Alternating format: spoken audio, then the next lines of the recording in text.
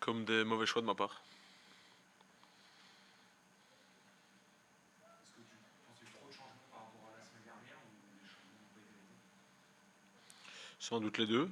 C'est pour ça que je prends l'entière responsabilité de la première mi-temps et de la défaite. Parce que quand tu fais une première mi-temps comme ça qui est catastrophique, tu ne mérites rien de plus que de perdre à domicile.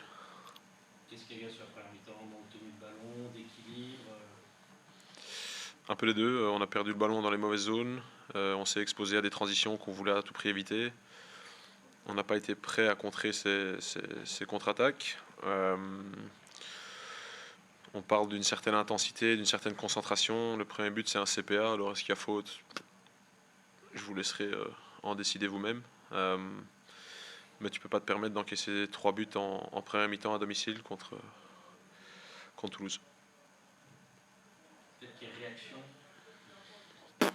Rien à foutre. C'est le strict minimum quand tu fais une première mi-temps comme ça.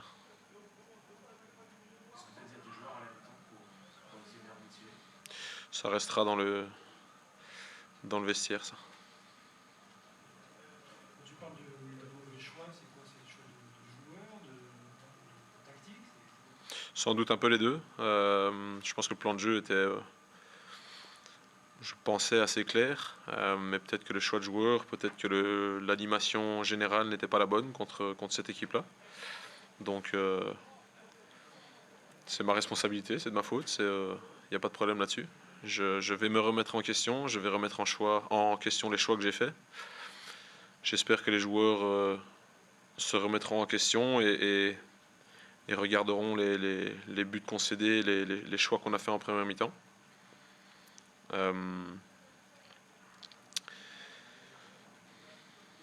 conclusion est assez simple, on a pris 3 buts en première mi-temps et quand tu prends 3 buts et tu montes ce visage-là dans peu importe le match en Ligue 1, tu vas perdre et on a perdu. Le regret, il vient pas du fait qu'en cours de fin de mi-temps, il n'y a pas un moment, quelqu'un qui prenne le leadership dans l'équipe pour éviter de subir encore jusqu'à la mi-temps? Sans doute, mais là je peux aussi prendre mes responsabilités et dire que j'aurais pu faire un changement, j'aurais pu essayer d'animer les choses différemment. On a essayé, c'est pas forcément facile de le faire en plein match. Donc je pense que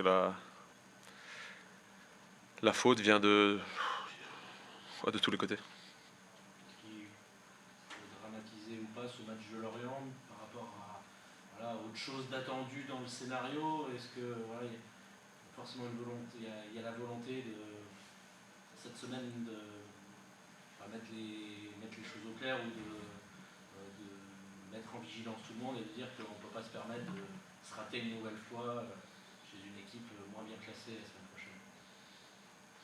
Je pense qu'il faut simplement se remettre au travail. Je pense il faut baisser la tête, se regarder droit dans les yeux, se remettre au travail et bosser très très dur parce que ce qu'on a montré aujourd'hui c'est largement insuffisant.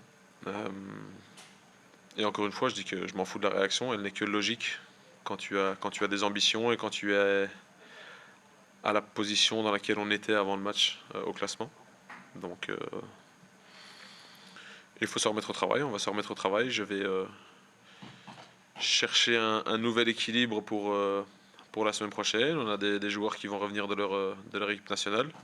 On en a eu aujourd'hui, c'est pour ça que j'utilise pas l'excuse de quel joueur est où et à quel moment. Je le dis, c'est mes choix qui n'ont pas été bons, c'est mon plan de jeu qui n'a sans doute pas été assez clair ou n'a pas été assez bien amené et exécuté. Donc il n'y a pas de problème, on va se remettre au travail.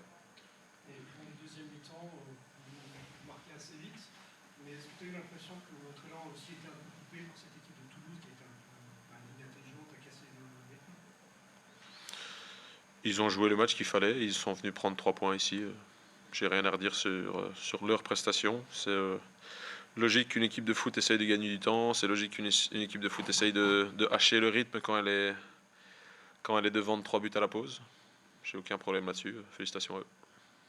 L'éclaircie dans la paysaille, c'est Akieme peut-être? Pour son but et pour ce qu'il apporte dans toute la mi-temps. Mais peut-être que ça c'était une erreur de ma part de ne pas l'aligner dès le départ. Donc je le dis, je vais prendre le temps d'analyser ce qu'on a fait ou ce qu'on n'a pas fait correctement. Là je suis encore un peu énervé et pas dans de bonnes conditions pour le faire. Donc Sergio a été excellent, mais je pensais il avait besoin d'un temps d'adaptation peut-être un peu plus long par rapport au championnat, par rapport à la culture, par rapport à la langue, par rapport même à la météo, parce qu'il m'a dit que ça faisait 1 an qu'il n'avait pas vu la pluie. Donc je prends ces aspects-là en compte. Mais même Benji Stambouli a fait un match intéressant. Il nous a donné pas mal d'équilibre. Il a été intéressant dans la récupération du ballon et dans l'utilisation qu'il en a faite par après. Mais c'est bien d'avoir 2-3 individus qui tirent les épingles du jeu. Maintenant, il faut trouver un collectif qui est capable de le faire aussi. Et ça, c'est mon rôle. Donc, je crois que la conclusion est assez simple. Tu détestes perdre, tu nous le dis souvent, mais est-ce que là, c'est la première fois de la saison que tu as autant les boules?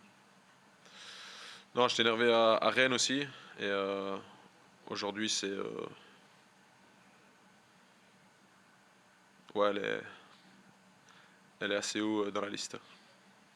Tu vas récupérer tes internationaux, enfin, voir d'activité cette semaine. Je pense que tu vas avoir une tournée. Est-ce que tu as des nouvelles? Est-ce qu'il va rentrer? Il est prévu qu'il rentre.